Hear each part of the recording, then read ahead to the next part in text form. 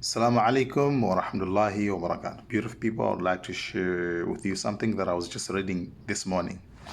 Look, about the poor man that came to the Prophet sallallahu alaihi wasallam trying to beg for the food, and the Prophet actually helped him. And the second day, the same guy came to the Prophet looking for the food, and the Prophet, alhamdulillah, helped him. The third day, when he came to the Prophet sallallahu alaihi wasallam trying to beg for the food, and the Prophet gave him an axe. Tell them, go to the bush, try to fetch some firewood, come back to the community, sell them, get some money, help yourself, sort yourself out.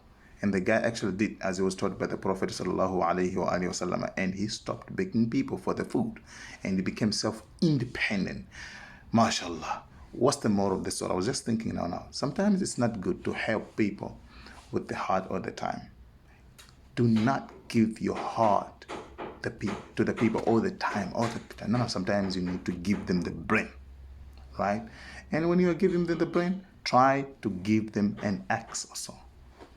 The Prophet sallallahu alaihi wasallam didn't just tell them like, hey, go to the bush, go to blah, blah, blah, blah, blah, blah, blah. No. He gave him an axe to use it. Try to help people with some capital to start a business, or trying to help them with some skills, just to become self-independent. Because the more you give them the heart, the more they become more dependent on you, the more you're ruining their mindset, right? So let's just do that. I know once you stop giving the people the heart as usual, they will call you a lot of names like you are heartless. Tell them, no, I'm not.